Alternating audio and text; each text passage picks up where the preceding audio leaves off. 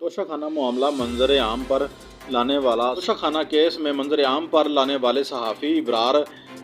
राणा को जो है क्या क्या सुनना पड़ा और सहना पड़ा, और इन्होंने सब कुछ बताया। इमरान खान का तोशा खाना केस मंजर आम पर लाने वाला सहाफ़ी राणा इबरार ने कहा कि जब इन्होंने इमरान खान के तोशा खाना केस के मुताबिक जो है मालूमात तलब की, तो इन्होंने धमकियां देना शुरू कर दी और बूढ़े वालिदैन से कहा गया कि घर में जो है लाशें आएंगी। और मज़ीद प्रोग्राम में जो है क्या गया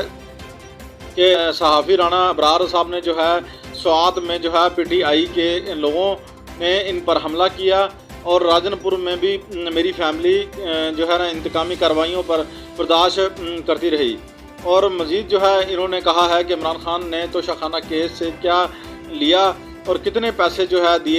देकर लिए, और जो ये गिफ्ट इमरान खान ने रख लिए हैं, और इनकी तफसीलात जो है वो बताई गई है। और तफसीलात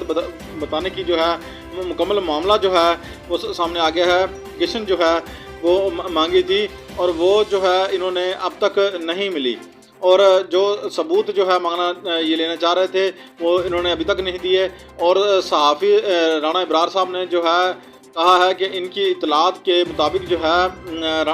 अदायगी जो है राणा साहब का ये कहना था कि इमरान खान साहब ने जो है अपने अकाउंट से नहीं हुई और किसी और अकाउंट से हुई है, और इनका मज़ीद ये कहना था कि वो तोहफ़ा जो है लेने से पहले जो है बेच चुके थे, और जिसके खरीदने